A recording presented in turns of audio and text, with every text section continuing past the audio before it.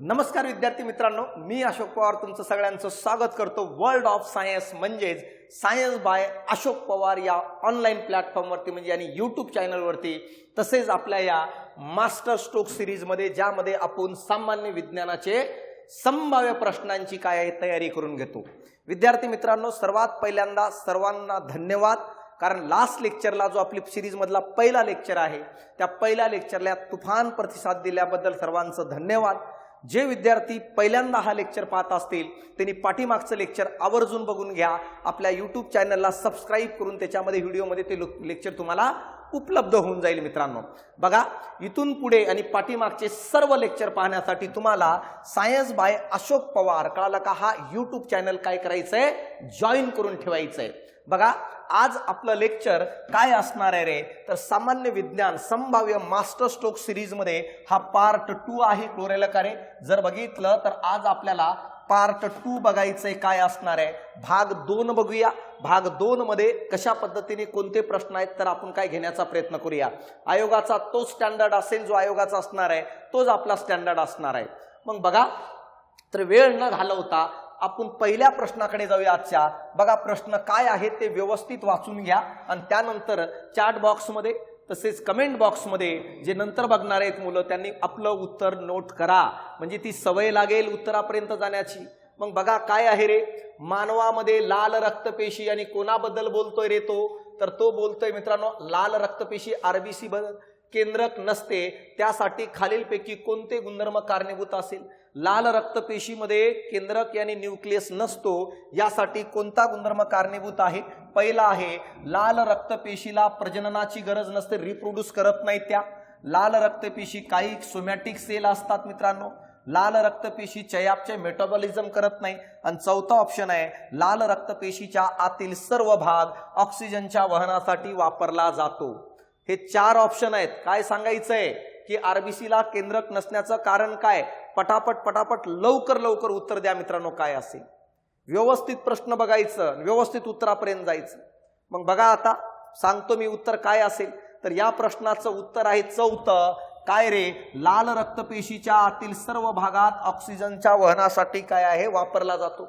मित्रांनो माहित आहे का, निसर्गाने जेव्हा या लाल रक्तपेशीची निर्मिती केली तेव्हा त्याला सांगितलं तू मरशील तरी चालतं, पण तू काम आहे ऑक्सिजनचं काय करणे, वहन करणे। मित्रांनो निर्मिती त्याच्यासाठी केली गेली आरबीसीची। त्याला सांगितलं तुला निर्माण केलं एकाच कामासाठी, तुला दिवसभर रात आयुष्यभर मला सांगा कोणाला घेऊन फिरायचंय, ऑक्सिजनला।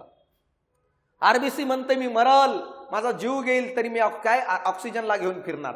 मग बघा काय असतं माहित आहे का, ही आरबीसी ऑक्सिजनला घ्यायला जाते, ऑक्सिजनला म्हणते चल माझ्यासोबत। ऑक्सिजन म्हणतं मी मरल पण तू यासोबत येणार नाही। अरे हे तर डेंजर कार्यक्रम आहे। ऑक्सिजन म्हणतंय मी मरल पण तू यासोबत येणार नाही। आरबीसी फुल डिप्रेशन मध्ये असतं भाऊ। आरबीसी म्हणतो मायासोबत ऑक्सिजन यायला तयार नाही, मग माया जगण्याला अर्थच नाहीये, कारण मला निर्मिनाच कोर्सात हे केलं तर ऑक्सिजनच्या वहनासाठी। मग आरबीसी फुल टेन्शन मध्ये विचार करता काय करायचं। मग आरबीसी एका मध्यस्थीला पाठवतं ऑक्सिजनला समजून सांगण्यासाठी की ऑक्सिजन असं नको करू, आरबीसी लई चांगलं कार्यकर्ता आहे। मध्यस्थी म्हणजे 100% खोटा बोलणारा कार्यकर्ता। मग बघा या ठिकाणी काय होतं रे, हिमोग्लोबिनला ऑक्सिजन म्हणतं मी तुझ्यासोबत येईल, मध्यस्थी सोबत जाईल पण आरबीसी सोबत जाणार नाही। मग काय डिसाइड होतं, ऑक्सिजन काय करेल रे, हिमोग्लोबिन सोबत जातं आणि हिमोग्लोबिन कोणासोबत, आरबीसी सोबत। म्हणून आता बघा आरबीसी कोणाचं वहन करतं, हिमोग्लोबिनचं, म्हणजे काय ऑक्सिजनचं। मग लाल रक्तपेशी म्हणते जेवढं जास्त हिमोग्लोबिन माझ्याकडे असेल तेवढं ऑक्सिजनचं जास्त असणार आहे। यासाठी हिमोग्लोबिनला जागा भेटावी, ऑक्सिजनला जागा भेटावी, म्हणून लाल रक्तपेशीने स्वतःचं केंद्रकाचं त्याग केले आणि केंद्रक नष्ट केलं। सगळे अंगके नष्ट केले। लाल रक्तपेशीमध्ये तंतुकणिका आंतरद्रव्य जलिका असे काहीच नसतं। जिकडं बघावं तिकडं फक्त लाल रक्तपेशीमध्ये हिमोग्लोबिन आणि ऑक्सिजनच ऑक्सिजन असतं। म्हणून उत्तर काय 4 येईल, ऑक्सिजनला आणि हिमोग्लोबिनला जागा भेटावी म्हणून त्यांचं केंद्रक नष्ट झालेलं आहे। लाल रक्तपेशी मेटाबॉलिझम करत नाही हे विधान चुकीचं आहे, कारण मला सांगा विदाऊट मेटाबॉलिझम या जगात कोणतीही सेल जगूच शकत नाही। कंपल्सरी मेटाबॉलिझम करावं लागतं त्यांना। मेटाबॉलिझम म्हणजे क्रिया करावं लागतं काही ना काही। मला सांगा, लाल रक्तपेशी सोमॅटिक पेशी आहेत म्हणून काय नाही, एवढं आहे बघा, हे खरं आहे, आरबीसी हे सोमॅटिक सेल आहेत, पण ते सोमॅटिक सेल आहे म्हणून केंद्रक नसतं, हे चुकीचं आहे. कळलं का? सोमॅटिक सेल म्हणजे ज्याच्यामध्ये 46 गुणसूत्र असतात आणि गुणसूत्रांच्या जोड्या 23 असतात. आणि दुसरी एक असते त्याला जर्म सेल म्हणत असतात, ज्यांच्यामध्ये फक्त 23 गुणसूत्र असते, जोडी नसते. आपल्या शरीरात जे मेलमध्ये स्पर्म आहे आणि मला सांगा फिमेलमध्ये एग आहे ना, हे जर्म सेल म्हणून ओळखले जातात. आणि उरलेल्या बाकीच्या सर्व पेशी या सोमॅटिक सेल म्हणतात. मग ते आरबीसी, डब्ल्यूबीसी कोणती पेशी असेल. तर अशा प्रकारे बघा, या प्रश्नाचं पहिलं उत्तर आहे. दुसरा प्रश्न, एकूण पांढऱ्या रक्तपेशीपैकी डब्ल्यूबीसी ग्रॅन्युलोसाइट पेशीचे प्रमाण किती असते, हे तुम्हाला आयोगाने प्रश्न विचारले. सांगा पटापट. पांढऱ्या रक्तपेशीमध्ये एकूण जे डब्ल्यूबीसी असतात त्यांचं प्रमाण किती आहे, हे तुम्हाला आयोगाने प्रश्न विचारले. सांगा पटापट काय आहे.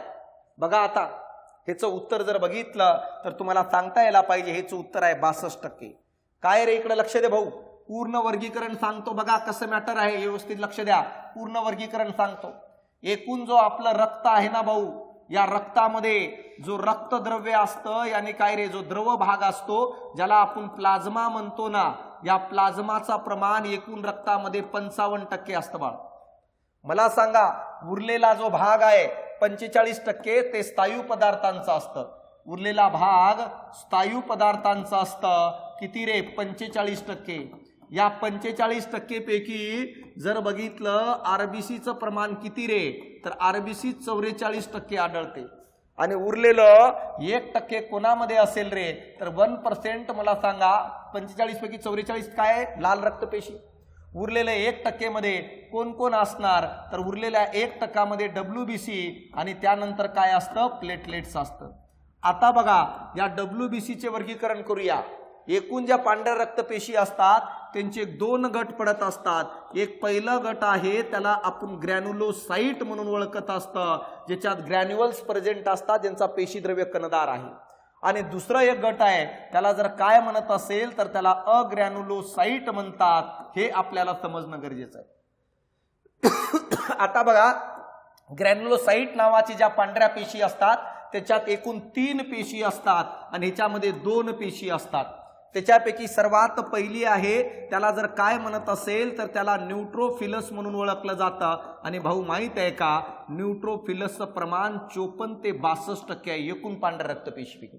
यानंतर मला सांगा ऍसिडोफिलस आहे, तर मला सांगा ऍसिडोफिलसचं प्रमाण जर बघितलं तर 3% आहे. आणि तिसरं जर बघितलं तर बेसोफिलस आहे, त्याचं प्रमाण जर बघितलं तर 0.5%. ह्याच्यावर आयोगाने 2022ला प्रश्न विचारलं होतं रिसेंटली, की सर्वात कमी प्रमाणात आढळणाऱ्या पांढऱ्या रक्तपेशी कोणत्या.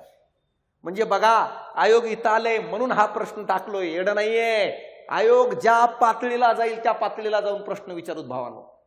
आयोग ज्या पातळीला जाईल त्या पातळीला जाऊन आपल्याला प्रश्न विचारायचा आहे. अग्रॅन्युलोसाइट मध्ये 2 येतात. एक जर बघितलं तर तिचं नाव आहे लिम्फोसाइट, ह्याचं प्रमाण 25 ते 33% असतं. आणि दुसरं जर बघितलं तर मोनोसाइट, ह्याचं प्रमाण मित्रांनो 3 ते 9% असतं. मग बघा या ठिकाणी मी काय म्हणतो रे, तर या ठिकाणी आयोगाने विचारलंय ग्रॅन्युलोसाइटचं प्रमाण किती, तर मला सांगा ह्यांची बेरीज अप्रॉक्सिमेट जर बघितलं तर उत्तर काय येईल रे, 62%. मी म्हंटलो ना तुम्हाला, आयोगाला काय अपेक्षा आहे त्यानुसार उत्तर जायचंय.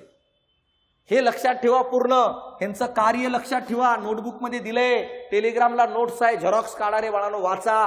पेपर झाल्यानंतर वाचून काही फायदा नाहीये. ह्यांचं कार्य मी काय म्हंटलो बघा, आयोगाने 2022ला इथं प्रश्न विचारले. इथं म्हणजे 2022ला कुठं, बेसोफिलसला. येणाऱ्या काळात कुठं, ह्याच्यावर 100% प्रश्न विचारला. हे कळणं गरजेचं आहे. म्हणून उत्तर काय रे, हे बघा सगळं डिस्ट्रीब्युशन असं कळायला पाहिजे.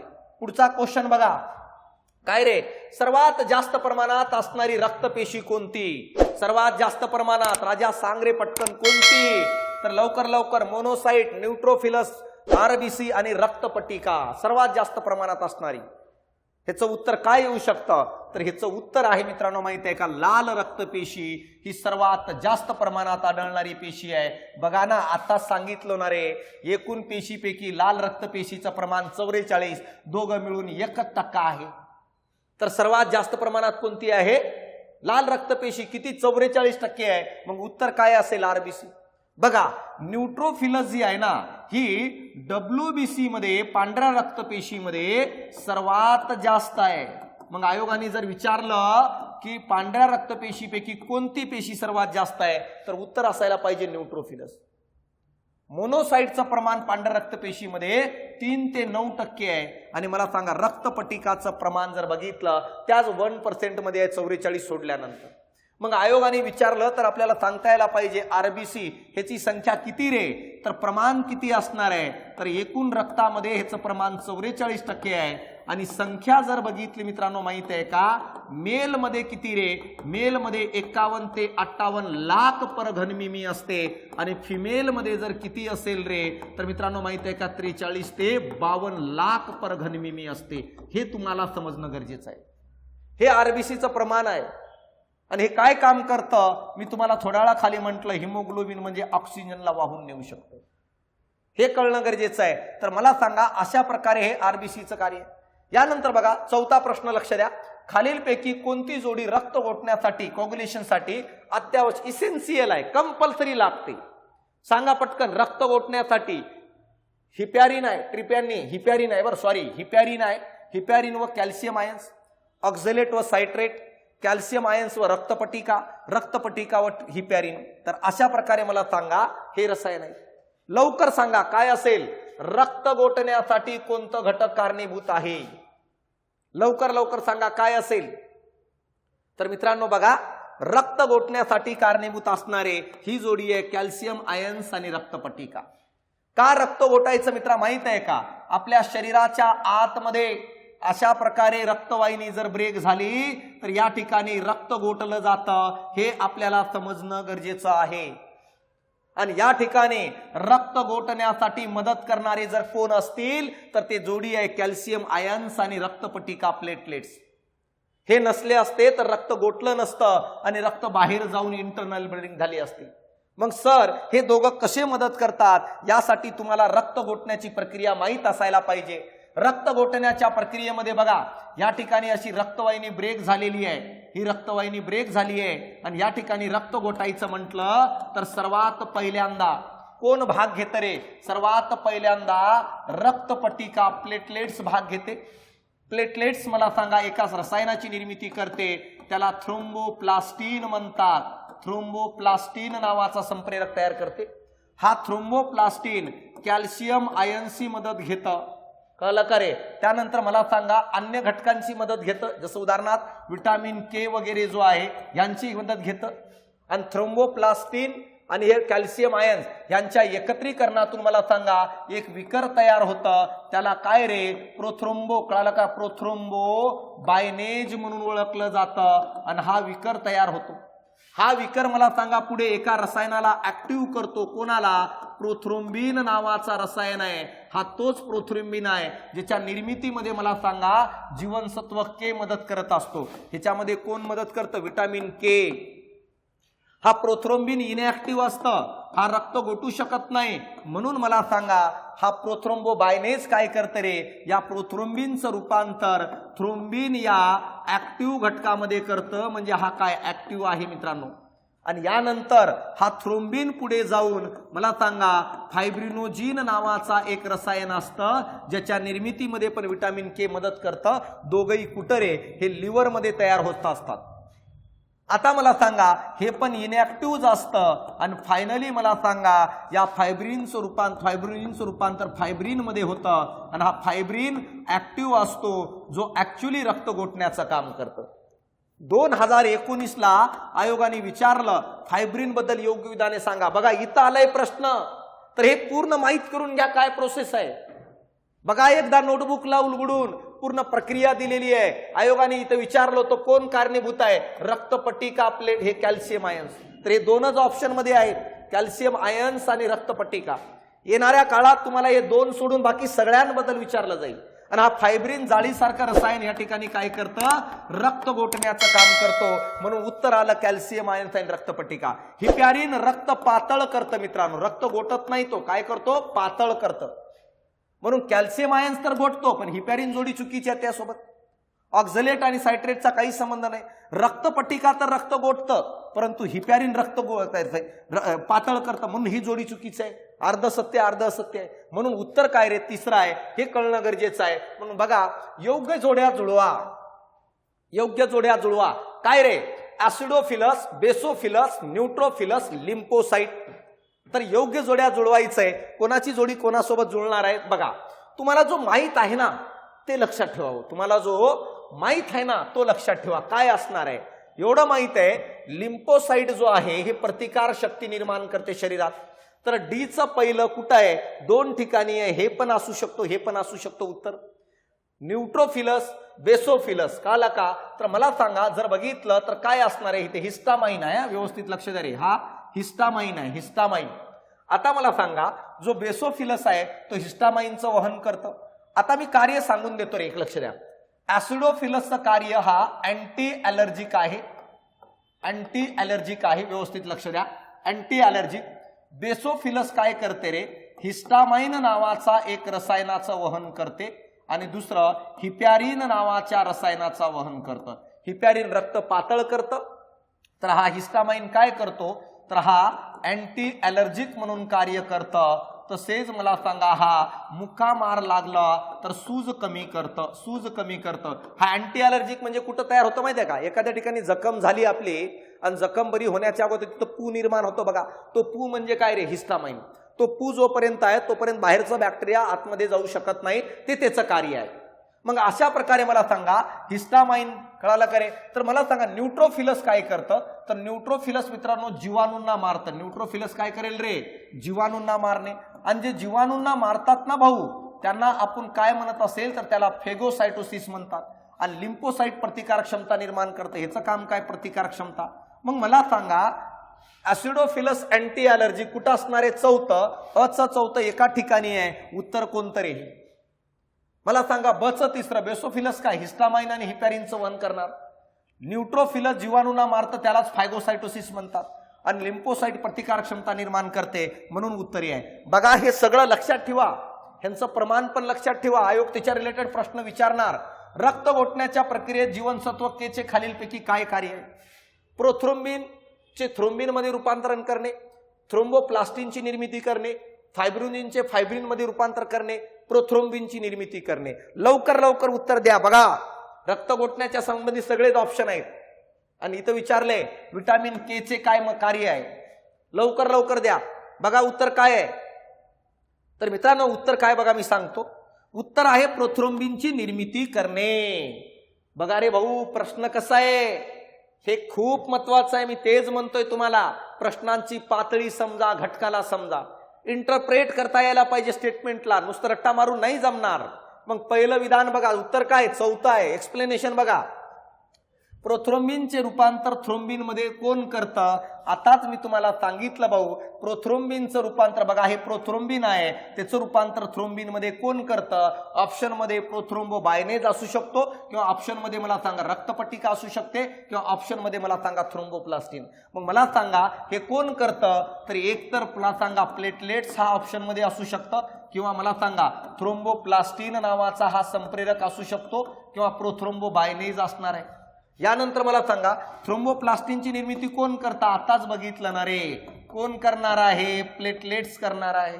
यानंतर फायब्रोनिनचं रूपांतर फायब्रिनमध्ये कोण करतं? तर भाऊ माहित आहे का? थ्रोम्बिन नावाचा हा रसायन करणार आहे. बघा इकडे लक्ष द्या. म्हणून मी म्हटलोय बघा, थ्रोम्बिन काय करू राहिलं? या फायब्रोनिनचं रूपांतर फायब्रिनमध्ये करू राहिलं. आणि मित्रांनो माहित आहे का विटामिन के चा रोल काय आहे? विटामिन के मला सांगा आपल्या लिव्हरमध्ये प्रोथ्रोम्बिन, तसेच मित्रांनो माहित आहे का फायब्रिनोजिनची निर्मिती, कळलं का रे? फायब्रिनोजिन या दोघांच्या निर्मितीमध्ये विटामिन के चं महत्वाचा रोल आहे. बघा इथंच सांगितलं होतं, विटामिन के लिव्हरमध्ये प्रोथ्रोम्बिन आणि फायब्रोनिनची निर्मिती करतं.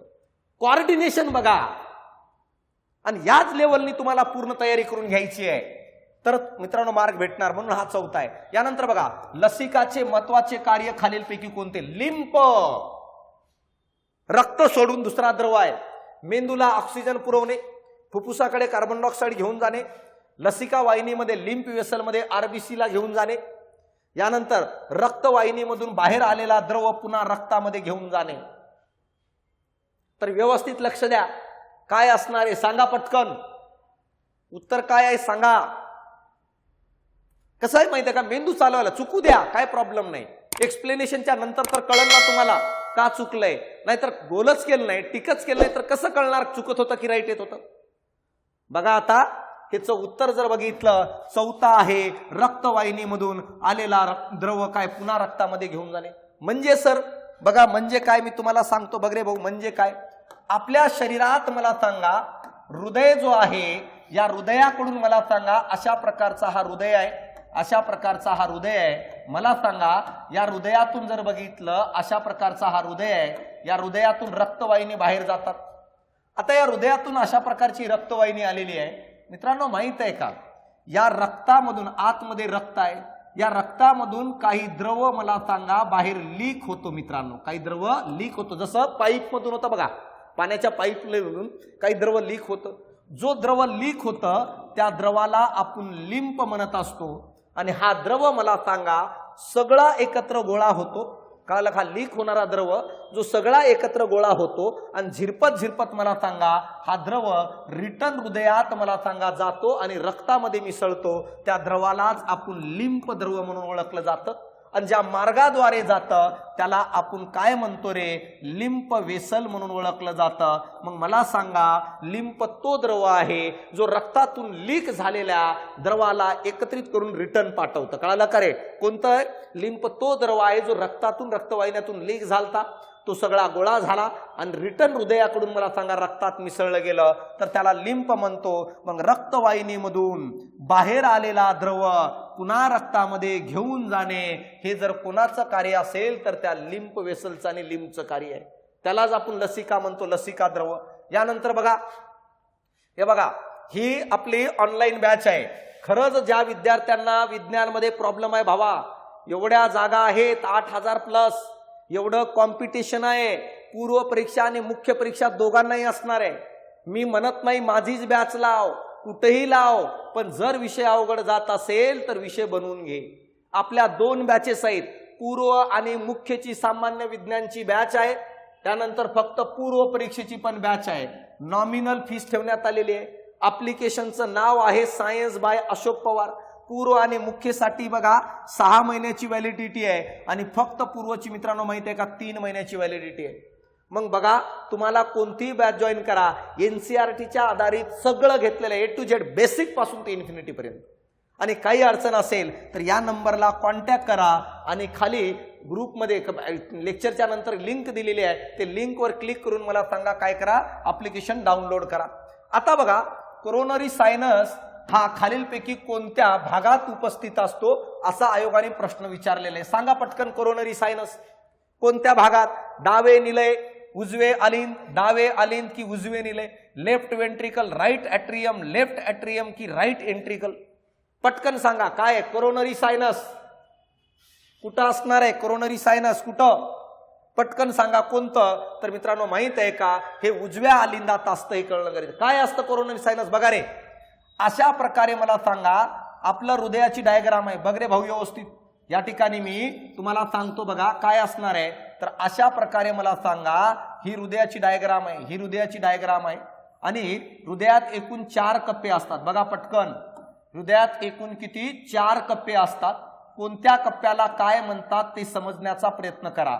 मला सांगा हे जी बाजू आहे उजवी बाजू आहे, याला उजवे अलिंद म्हणतो आपण, उजवे अलिंद आणि राईट ॲट्रियम. याला उजवे निलय म्हणतात, उजवे निलय म्हणतात. याला काय रे, डावे अलिंद म्हणतो, डावे अलिंद, आणि याला डावे निलय म्हणतो. व्यवस्थित लक्ष द्या. हृदयाचा पहिला कार्य आहे शरीरातील अशुद्ध रक्त गोळा करणे. यासाठी बघा जर बघितलं तर हृदयाच्या वरील भागातून अशुद्ध रक्त घेऊन येणारी एक रक्तवाहिनी येते. त्याला जर काय म्हणत असेल तर त्याला आपण काय रे, सुपेरियर वेना कॅवा म्हणतात. याला आपण सुपेरियर वेना कॅवा म्हणून ओळखलं जातं. ही एक रक्तवाहिनी खालून येते, कळलं का, त्याला इन्फेरियर वेना कॅवा म्हणतात रे. कोणतं? इन्फेरियर वेना कॅवा म्हणतो. व्यवस्थित लक्ष द्या. सुपेरियरचं काम आहे हृदयाच्या वरील भागातील अशुद्ध रक्त उजव्या अलिंदात घेऊन येणे. इन्फेरियरचं काम आहे हृदयाच्या खालील भागातील संपूर्ण अशुद्ध रक्त घेऊन येणे. परंतु हृदयात असणारा अशुद्ध रक्त हृदयाच्या पेशीने वापरलेला रक्त आणि अशुद्ध तयार केलेलं रक्त एका छिद्राद्वारे उजव्या अलिंदात आणलं जातं आणि त्याला जर काय म्हणत असेल त्यालाच म्हणतात कोरोनरी सायनस. आणि हा कुठं ओपन होतो? उजव्या अलिंदात. म्हणून मला सांगा राईट ॲट्रियम काय काम आहे? हृदयाच्या पेशीने वापरून झालेला आणि अशुद्ध रक्त तयार केलेला तो रक्त या उजव्या अलिंदात घेऊन येण्यासाठी जो छिद्र असतो त्याला कोरोनरी सायनस म्हणतात, जो उजव्या अलिंदाच्या कप्प्यात असतं. हे आपल्याला समजणं गरजेचं आहे. मानवी हृदयातील हर डाव्या अलिंदात कशाद्वारे काय रक्त आणले जाते? महत्वाचं आहे भाऊ, इकडे लक्ष दे. काय रे? 2 फुफ्फुसशीर, 3 फुफ्फुसशीर, 4 फुफ्फुसशीर, 2 वेना क्यावा. काय म्हणतोय बघा, मानवी हृदयातील डाव्या अलिंदात लेफ्ट ॲट्रियम मध्ये कशाद्वारे रक्त आणले जाते? पटकन उत्तर द्या, पटकन उत्तर द्या, पटकन उत्तर द्या. सगळं मेकॅनिझमवर डिपेंड आहे. उत्तर आहे चौथं, 4 फुफ्फुसशिरेद्वारे, 4 पल्मनरी व्हीन्सद्वारे. बघ रे भाऊ काय म्हणतो, डावा अलिंद म्हणतोय तो. बघा या ठिकाणी, बघा या ठिकाणी मी हृदयाची डायग्राम करतो, पटकन सगळ्याच गोष्टी सांगून देतो काय असणार आहे. हा आपला हृदय आहे, हा आपला हृदय आहे. बघा हा समजा अशा प्रकारे मला सांगा हे हृदय आहे आणि हृदयाच्या मला सांगा या ठिकाणी काय म्हणतंय रे ते? कोणतं? डावा अलिंद, डावा अलिंद. बघ रे भाऊ या ठिकाणी जर बघितलं तर तो म्हणतो डावा अलिंद. डावा अलिंद कोणता डावा अलिंद आहे? तर या बाजूचा आहे. हे एकूण 4 कप्पे आहेत. हे आहे मित्रांनो डावा अलिंद. कळलं का? यानंतर हा आहे डावा निलय व्हेंट्रिकल लेफ्ट. कळलं का रे? हे आहे उजवा अलिंद, उजवा अलिंद. आणि मला सांगा हे आहे उजवा निलय. एकदा सांगून देतो, लोड नाही. बघा वरच्या 2 कप्प्यामध्ये रक्त हृदयात आणलं जातं किंवा घेतलं जातं वरच्या 2 कप्प्याद्वारे. जो उजवा अलिंद आहे या भागात जो रक्त आणलं जातं ते कोणाद्वारे आणलं जातं? तर वरतून येणारी एक वेना क्यावा नावाची रक्तवाहिनी आहे आणि खालून येणारी, आता सांगितलं या 2 रक्तवाहिनी असतात ज्यांना वेना क्यावा म्हणतात. याला सुपेरियर वेना क्यावा म्हणतो आणि याला इन्फेरियर वेना क्यावा म्हणतात. दुसरं एक छिद्र असतो या ठिकाणी त्याला कोरोनरी सायनस म्हणतात, ज्याद्वारे या उजव्या अलिंदात अशुद्ध रक्त आणलं जातं. इथं प्रश्न विचारलंय की डाव्या अलिंदात विचारलंय, लेफ्ट ॲट्रियम मध्ये कशाद्वारे? तर मित्रांनो माहित आहे का, या डाव्या अलिंदात एकूण 4 रक्तवाहिनी येतात शुद्ध रक्त घेऊन. किती? 4 रक्तवाहिनी. अशा प्रकारे 2 समोरच्या बाजूने असतात, 2 पाठीमागच्या बाजूने असतात. एकूण मला सांगा 4 शीर असतात. त्यांना पल्मनरी व्हीन्स म्हणून ओळखलं जातं. आता मला सांगा या 4 शीर फुफ्फुसाकडून शुद्ध झालेला रक्त घेऊन या उजव्या अलिंदात येतात. वारंवार सांगत असतो असे प्रश्न विचारले जातात. 4 शिरेद्वारे रक्त, शुद्ध रक्त उजव्या डाव्या अलिंदात येऊ राहिलं. 3 शिरेद्वारे रक्त मला सांगा उजव्या अलिंदात येऊ राहिलं. फक्त डाव्या अलिंदात येणारा रक्त हा शुद्ध आहे आणि इकडे येणारा रक्त हा अशुद्ध आहे. यानंतर बघा रक्तातून बाहेर जाणारा हृदयातून रक्त बाहेर जाणारा, उजव्या निलयातून राईट व्हेंट्रिकल मधून बाहेर जाणारा रक्त 2 मार्गाने 2 वाहिनीद्वारे जातं. त्याला फुफ्फुस धमनी म्हणतात. त्याला आपण जर काय म्हणत असेल रे, त्याला पल्मनरी आर्टरी म्हणतात. मग आयोगाने जर विचारलं की उजव्या निलयातून बाहेर पडणाऱ्या रक्तवाहिनीला काय म्हणतात? फुफ्फुस धमनी. आणि डाव्या निलयातून बाहेर पडणाऱ्या रक्तवाहिनीला जर काय म्हणत असेल तर त्याला महाधमनी म्हणतात किंवा त्याला ऑर्टा म्हणतो. येणाऱ्या काळात तुम्हाला या मेकॅनिझमवर प्रश्न विचारला जाईल मित्रा. कोणतं कुठं जातं, काय मार्ग जातं. मी का सांगतोय फास्ट एक तुला टच भेटावं म्हणून. आणि जर तू अशा पद्धतीने करत असेल मग बघू आपण आयोग कशा पद्धतीने का उत्तर चुकतो. पॉसिबलच नाहीये. म्हणून बघा या ठिकाणी काय म्हटलं रे, लेफ्ट ॲट्रियम मध्ये 4 फुफ्फुस शिरेद्वारे पल्मनरी व्हेनद्वारे शुद्ध रक्त मला सांगा या डाव्या अलिंदात याने राईट काय रे, सॉरी लेफ्ट काय आहे ॲट्रियम मध्ये आणलं जातं. तर हे कळणं गरजेचं आहे. पुढचा प्रश्न बघा, ईसीजी इलेक्ट्रोकार्डिओग्राफ संबंधी योग्य जोड्या लावा. व्यवस्थित लक्ष द्या भाऊ. तू हॉस्पिटलमध्ये गेल्यानंतर बघितलं असेल अशा प्रकारे. कळलं का रे? हॉस्पिटलमध्ये गेल्यानंतर मला सांगा तू बघितलं असतील अशा प्रकारे. कळलं का रे? काय असणार आहे माहित आहे का? अशा प्रकारे जर बघितलं तर तुम्ही बघितलं असेल हे असं असतं. याला म्हणतात ईसीजी. सर्वात पहिला वेव्ह तयार होतो त्याला पी म्हणतात. दुसरं जर बघितलं तर QRS कॉम्प्लेक्स आहे आणि तिसरं जर बघितलं तर T. प्रत्येकाचं एक कार्य आहे, प्रत्येक वेवचं एक मिनिंग आहे, हे आपल्याला समजणं गरजेचं आहे. काय असणार आहे बघा, काय असणार आहे बघा. सर्वात पहिलं पी वेव काय दाखवते रे, पी वेव काय दाखवते हे आपल्याला कळणं गरजेचं आहे. तर पी वेव दाखवते मित्रांनो माहित आहे का, आलिंदाचं अंकुंचन. जर आलिंदाचं अंकुंचन, त्याला इंग्रजीतून डिपोलरायझेशन ऑफ ॲट्रिया म्हणतात. जर वरचा आलिंद हे आलिंद जर अंकुंचन पावत असेल तर मला सांगा त्यावेळेस ECG मध्ये कोणतं वेव तयार होतं, पहिलं वालं कोणतं, पी. यानंतर मला सांगा म्हणजे अचं चौथं दोन ठिकाणी. यानंतर मला सांगा जर बघितलं QRS काय दाखवते रे, QRS निलयाचे अंकुंचन.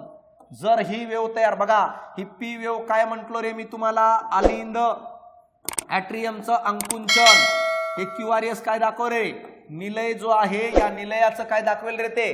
तर मित्रांनो माहित आहे का, निलयाचं अंकुंचन दाखवतं, हे कळणं गरजेचं आहे. आणि नंतर टी वेव जर बघितलं मित्रांनो माहित आहे का, तर काय रे, निलयाचे प्रसरण दाखवतात, हे व्हेंट्रिकलचं प्रसरण दाखवतात, हे आपल्याला कळणं गरजेचं. ह्याच्यावरून काय कळतं बघा, पी वेव तयार झाली, वरचे दोन कप्पे अंकुंचन पावले, रक्त निलयात आलं, म्हणजे काय रे, पहिली क्रिया घडली, वरतून खाली रक्त आलं. बघा मी काय म्हटलो माहित आहे का, समजा या ठिकाणी सांगतो, व्यवस्थित लक्ष द्या. मला सांगा, समजा आपली पहिल्यांदा पी वेव तयार झाली, पी वेव तयार झाली म्हणजे हे आलिंद अंकुंचन पावले. कोण आलिंद रे, वरचे दोघेही, वरचे दोघेही वरचे अंकुंचन पावले, म्हणजे ह्याचा अर्थ मला सांगा रक्त खाली आला ना, रक्त काय रे, खाली आलं मित्रांनो, हे आपल्याला कळणं गरजेचं आहे. तर मला सांगा वरचे दोघं अंकुंचन पावले तर रक्त खाली आलं. आता मला सांगा निलयात आलं रक्त, निलयातलं रक्त पुढं कधी जाणार, तर मला सांगा QRS वेव तयार झाली तर निलय जे आहेत हे अंकुंचन पावू राहिले, ज्याला काय डिपोलरायझेशन ऑफ काय व्हेंट्रिकल म्हणतो. आणि जसं हे अंकुंचन पावतील रक्त हृदयातून बाहेर फेकला जाईल. ह्याच्यावरून कळतं पी वेव तयार झाली तर समजू राहिलं रक्त आलिंदातून निलयात येऊ राहिलं, QRS तयार होऊ राहिली तर कळू राहिलं रक्त हृदयातून बाहेर व्यवस्थित जाऊ राहिलं. आणि शेवटी फायनली टी वेव तयार होत असेल तर हा निलय पुन्हा त्याच्या ओरिजिनल पोझिशन येऊ राहिलं, यानी काय एक सायकल कार्य पूर्ण होऊ राहिलं. हे जर ग्राफ व्यवस्थित निघत असेल तर समजायचं ओके आहे. टी वेव जर कमी होत असेल शेवटची एकदम कमी कमी, तर ह्याचा अर्थ मित्रांनो माहिती आहे का, हृदयाची रक्त पंप करण्याची क्षमता काय होत आहे, कमी होत आहे. म्हणून बघा उत्तर जर बघितलं तर दुसरं येतं, येणाऱ्या काळात 100% IMP करून या प्रश्नाला ठेवा. येणाऱ्या काळात प्रश्न आल्यावर आवर्जून मेसेज करून सांगा. आयोगाने जर प्रश्न विचारला असा, आवर्जून मेसेज करून ठेवा, सर तुम्ही बोललेलं खरं होतं, IMP करून ठेवा. कोणत्या वेवचं काय कार्य आहे, फुफ्फुस धमनी पल्मनरी आर्टरी मधील रक्तदाब डॅश डॅश आहे. पल्मनरी आर्टरी मधला रक्तदाब फुफ्फुस शिरेपेक्षा जास्त असतो, वेना कॅवापेक्षा कमी असतो, महाधमनी एवढा असतो किंवा महाधमनीपेक्षा जास्त असतो. कुठं असतं रे फुफ्फुस धमनी, बघा कुठं असतं ते कळणं गरजेचं आहे. पल्मनरी आर्टरी कुठं असतं मला सांगा, या प्रश्नाचं उत्तर सांगा पटकन. काय असेल, पहिला आहे फुफ्फुस शिरेपेक्षा काय असतं, जास्त असतं. फुफ्फुस धमनी कुठं असतं रे, मी काल म्हटलो तुम्हाला, काय म्हटलं माहिती आहे का, किंवा आताही मी एकदा सांगतो बघा, हे हृदय आहे, हे हृदय आहे, आणि मला सांगा या ठिकाणी फुफ्फुस धमनी फुफ्फुस शिर कुठं असणार आहे, ही जी बाहेर जाणारी आहे याला म्हणतात फुफ्फुस धमनी, याला काय म्हणतो रे, फुफ्फुस धमनी. आणि मला सांगा या ठिकाणी या ठिकाणी या ठिकाणी बाहेरून येणारी जी आहे ह्याच्यामध्ये याला म्हणतात फुफ्फुस शिर. कळालं का रे, ह्याला म्हणतात पल्मनरी विन्स, ह्याला काय म्हणतो पल्मनरी विन्स. जी रक्त डाव्या आलिंदात घेऊन राहिली, निलयातून बाहेर घेऊन जाऊ राहिली आहे त्याला आपण पल्मनरी आर्टरी म्हणतो. ह्याचा जो रक्त आहे आतमध्ये येणाऱ्यापेक्षा जास्त असतं, कारण निलय जोराने अंकुंचन पावतो, म्हणून फुफ्फुस धमनीचा रक्तदाब जास्त असतो फुफ्फुस शिरेपेक्षा. परंतु ह्याच्यातून बाहेर निघणारा जो आहे हे महाधमनी आहे, आणि सर्वात जास्त रक्तदाब तर महाधमनीत असतं, म्हणून फुफ्फुस धमनीत कमी असतो, महाधमनीत सर्वात जास्त असतं. आणि इकडून येणाऱ्या ज्या आहेत यांना वेना कॅवा म्हणतात, ह्याच्यात तर रक्तदाब सर्वात कमी असतं. म्हणून बघा मी काय म्हटलो की फुफ्फुस धमनीमधला रक्तदाब हा फुफ्फुस शिरेपेक्षा जास्त असतो. नंतर वेना कॅवापेक्षा काय रे, वेना कॅवापेक्षा काय रे, कमी नाही, वेना कॅवापेक्षा काय असेल, जास्त असतं, असं असतं. महाधमनी एवढा असतो नाही, महाधमनीपेक्षा काय कमी असतं. त्यानंतर मला सांगा महाधमनीपेक्षा जास्त असतो नाही, महाधमनीपेक्षा कमी असतं. तर हे असं असायला पाहिजे, हे कळणं गरजेचं. पहिलं उत्तर बघा. यानंतर खालीलपैकी कोणत्या प्राण्यांमध्ये अर्धवट दुहेरी रक्ताभिसरण संस्था असते? इनकम्प्लीट. भाऊ माहित आहे का, ज्या ज्या प्राण्यांमध्ये 2 कप्प्याचे हृदय आहेत, कळायला का 2 कप्प्याचे, कोणामध्ये आहेत? हृदयाचे कप्पे 2 कप्पे पायसेस मध्ये, 3 कप्पे उभयचर, 3 कप्पे सरपटणारे आणि 4 कप्पे कोणाकोणामध्ये आहेत रे? पक्षी आणि सस्तनमध्ये. आता बघा मी काय म्हणतो, ज्याच्यात फक्त हृदयाचे 2 कप्पे आहेत त्याला सिंगल सर्क्युलेशन म्हणतात, सिंगल. ज्याच्यात 3 कप्पे आहेत त्यांना आपण काय रे काय म्हणतो? इनकम्प्लीट डबल म्हणतो. इनकम्प्लीट कळाला का? याला आपण डबल सर्क्युलेशन म्हणतात. डबल सर्क्युलेशन का? कारण हृदयातून मला सांगा पूर्णतः 2दा रक्त जात नाही, हृदयाच्या काही भागातून 2दा जातो. आता 3 कप्पे म्हणजे कसे असतात माहित आहे का? वरती 2 आलिंद असतात अशा प्रकारे, कळाला का? 2 आलिंद ॲट्रियम, परंतु एकच वेंट्रिकल असतो यांच्यात, सरपटणारे आणि उभयचर. म्हणून आलिंदात तर डबल जाऊ राहिलं रक्त, पण व्हेंट्रिकल मधून एकदाच जातं, म्हणून मला सांगा इनकम्प्लीट डबल. माशांमध्ये एक वरचा, कळाला का रे? बघा माशांमध्ये जर बघितलं, एक वरचा ॲट्रियम असतं आणि खालचा वेंट्रिकल, म्हणून एकदाच जातं, म्हणून सिंगल सर्क्युलेशन. पक्षी आणि सस्तन प्राण्यांमध्ये हृदयाचे 4 कप्पे असतात, कळाला का रे? वरचे 2 ॲट्रियम आणि खालचे 2 वेंट्रिकल, ह्याच्यातून रक्त 2दा जातं, म्हणून यांना कंप्लीट, कळाला का रे, डबल सर्क्युलेशन म्हणतात. मला सांगा, आयोगाने आपल्याला विचारलंय इनकम्प्लीट डबल सर्क्युलेशन म्हणजे 3 कप्पेवाले कोण रे? ॲम्फिबियन्स आणि सरपटणारे. मग मला उत्तर सांगा कोणतं येईल? तर 2 आणि 3 म्हणजे उत्तर ब येईल. तर या लेवलचे प्रश्न विचारले जातात. कन्सेप्च्युअली जा, एनसीईआरटी मध्ये सगळं उल्लेख आहे. ए टू झेड प्रश्न एनसीईआरटीतून घेतले मित्रांनो. घेतले म्हणजे जशा लाईन नाही लिहिलेले, इंटरप्रेट करून देतोय, कारण आयोग त्या पद्धतीने विचारला तर सांगता यायला पाहिजे. जर रक्तद्रव्यामधून प्लाझ्मा फायब्रोनिजिन काढून टाकले तर उरलेल्या भागाला काय म्हणतात? बोला पटकन. हायड्रोलिम्फ, होमोलिम्फ, सिरम. तर मित्रांनो माहित आहे का? तर ह्याचं उत्तर काय असेल? ह्याचं उत्तर सिरम आहे. मित्रांनो माहित आहे का, जो रक्तद्रव्य आहे ज्याला आपण प्लाझ्मा म्हणतो, या प्लाझ्मा मधून मला सांगा फायब्रिनोजिन, कळाला का? हा रक्त गोठणारा घटक काढून टाकलो तर उरलेल्या भागाला सिरम म्हणतात. हे आपल्याला समजणं गरजेचं आहे. आणि जर रक्त फायब्रिनोजिन टाकलं मग त्याला काय? ब्लड प्लाझ्मा म्हणतात. मग ब्लड प्लाझ्मा मधून रक्त गोठणारे घटक काढून टाका, उरलेल्या भागाला सिरम म्हणतात. म्हणून उत्तर चौथा आहे. मानवी द्रव्यामध्ये मानवी हृदयाचे, कळाला का? हृदयाचे, द्रव्याचे नाही हा, मानवी हृदयाचे पेसमेकर म्हणून कोणाला ओळखलं जाते? मानवी हृदयाचे pacemaker एव्ही node, essay node, bundle of हिच, पुरकिंजे फायबर. लवकर लवकर, सेकंड लास्ट प्रश्न आहे, लवकर लवकर. काय असेल बघा? मानवी हृदयाचे पेसमेकर कोणाला म्हणतात? समज भाऊ, हृदयाची डायग्राम काढ. हृदय काय असणार आहे? आयुष्य घालणार आहेस हृदयामध्ये, तर बघ तू ज्याला हृदय कसं समजत होता तसं नाही. तुझी हृदयाची डायग्रामची प्रॅक्टिस माहित आहे मला. तू हृदय कसं काढतोस माहित आहे का? तू हृदय काढत असताना तुझं हृदय वेगळं असतं. तुझं हृदय असं असतं भाऊ, वरतून बाण मारतोस, राहील का ते हृदय? ह्याची प्रॅक्टिस केलास म्हणून हे दिवस आले. ह्याची प्रॅक्टिस केला असता तर दिवस वेगळे असते. तेव्हा तरी केलं नाहीस, आता तरी बघ. काय माहित आहे का? हृदयामध्ये पेसमेकर कोणाला म्हणतात? असं म्हणतात, हे हृदय तू धक धक करता, अंकुंचन प्रसरण का करतं? कारण या हृदयाच्या या उजव्या अलिंदात, कळालं का रे? हे उजवे बरोबर आहे, उजवे अलिंदात राईट ॲट्रियम मध्ये या ठिकाणी एसे नोड असतं. आणि हे एसे नोड काय करतं रे? हे कंपन तयार करतं, हे इम्पल्स तयार करतं. म्हणून या एसे नोडला पेसमेकर म्हणून ओळखलं जातं. हे आपल्याला कळणं गरजेचं आहे. सुरुवातच ते करतं असे, आणि म्हणून हा उजवा अलिंद अंकुंचन पावतो. याच उजव्या अलिंदाच्या खालील भागात एव्ही नोड असतं. एव्ही नोड पण काही प्रमाणात तयार करतं, म्हणून त्याला रिझर्व्ह पेसमेकर म्हणतात. मग आयोगाने रिझर्व्ह पेसमेकर म्हटलं असतं तर उत्तर एव्ही नोड आलं असतं. या एव्ही नोड पासून एक जाळं नेटवर्क पसरलेलं असतं दोन्ही निलयाच्या पृष्ठभागावर, आणि या नेटवर्कला जर काय म्हणत असेल तर बंडल ऑफ हीच म्हणतात. आयोगाने ह्याच्या पहिले विचारलंय बंडल ऑफ हीचचे जाळे कुठे असतात, निलयाच्या पृष्ठभागात. येणाऱ्या परीक्षेत विचारलं जाईल एसए नोड कुठं असतो, एव्ही नोड कुठं असतं.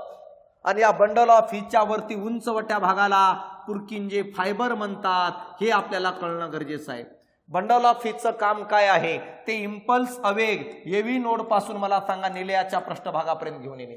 मग अशा प्रकारे मानवी हृदयाचा पेसमेकर एसए नोडला म्हणतात, रिझर्व्ह पेसमेकर एव्ही नोडला म्हणतात, जंक्शन बॉक्स एव्ही नोडला म्हणतात.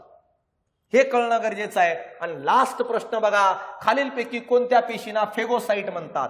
एकूण ज्या पांढऱ्या रक्तपेशीचे 5 प्रकार आहेत. न्यूट्रोफिलसचं कार्य काय रे, बघा पटकन सांगा, उत्तर सांगा. चला शेवटचं सांगून द्या, उत्तर सांगा कोण कोण येईल लवकर. बघा खालीलपैकी कोणत्या पेशींना फेगोसाइट म्हणजे काय रे, जीवाणूंना मारणाऱ्या फेगोसाइट. न्यूट्रोफिलस जीवाणूंना मारणे. कोणाचं कार्य, न्यूट्रोफिलसचं. ऍसिडोफिलसचं काम आहे अँटी ॲलर्जिक म्हणून कार्य करणे. बेसोफिलसचं कार्य आहे हिपॅरिन नावाचं रसायन व हिस्टामाइन नावाच्या रसायनाचं काय करणे, वहन करणे. मोनोसाइटचं कार्य काय आहे रे, तर मोनोसाइटचं पण कार्य जीवाणूंना मारणे किंवा मला सांगा जागा क्लीन करणे. आणि लिम्फोसाइटचं कार्य प्रतिकार क्षमता निर्माण करणे किंवा अँटीबॉडी तयार करणे. मग फेगोसाइट म्हणतात. न्यूट्रोफिलस आणि मोनोसाइट यांनी 1 आणि 5 हे तुमचं उत्तर असायला पाहिजे. म्हणजे कोणतं, क, जे दोन्ही जीवाणूंना मारण्याचं काम करतात. येणाऱ्या काळात त्यांचं कार्य, ह्यांचं प्रमाणावर आयोग जो आहे 100% प्रश्न विचारण्याची काय रे, दाट शक्यता आहे मित्रांनो. तर अशा प्रकारे बघा हा भाग 2 आपण बघितलेला आहे. येणाऱ्या काळात जर तुम्हाला परफेक्ट तयारी करायची असेल तर ही सिरीज तर चालूच ठेवणार आहे. ह्याच्यासोबत मी IMP टॉपिक टाकणार आहे. जसं प्राण्यांचं वर्गीकरण अवघड जातं, प्राणी वर्गीकरण, वनस्पती रोग अवघड जातं, वनस्पती रोग, तर हे असे टॉपिक टाकणार आहे की जे तुम्हाला हमखास मार्क मिळवून देणार आहे. हे टॉपिक पण कव्हर करणार आहे. तर कंटिन्यू तुम्हाला जर माझ्या टच मध्ये राहायचं असेल तर मला सांगा, युट्यूब चॅनल सबस्क्राईब करा आवर्जून. आपल्या मित्र परिवारापर्यंत पण आवर्जून पाठवा जर तुम्हाला लेक्चरचा फायदा होत असेल तर. आणि काही नोट्स पाहिजे असतील आपल्या, ह्याची PDF, या प्रश्नाची PDF पाहिजे असेल तर सायन्स बाय अशोक पवार @ हा टेलिग्राम चॅनल आहे. या टेलिग्राम चॅनलला तुम्ही काय करा, जॉईन व्हा. आणि बॅच पाहिजे असेल तर बघा, सायन्स बाय अशोक पवार हा काय आहे, ऍप्लिकेशन आहे. आणि त्या ऍप्लिकेशनवर बॅच उपलब्ध आहे. या लोगो आहे बघा, 2 ऍप्लिकेशन आहेत. हे लोगो असणारा बघा, हे लोगो असणारा ऍप्लिकेशन डाउनलोड करा science by Ashok Pawar play स्टोरवरून. तर आपण या ठिकाणी थांबू मित्रांनो. भेटू आपण पुढची सिरीज, यानी काय पुढचं सिरीज मधला पुढचा भाग घेऊन लवकरच. याच एनर्जीने, याच डेडिकेशनने, याच अप्रोचने तुम्ही फक्त अभ्यास करा. जेवढं सांगितलं तेवढं मित्रांनो. मार्क येणार म्हणजे येणार. थँक्यू, धन्यवाद मित्रांनो.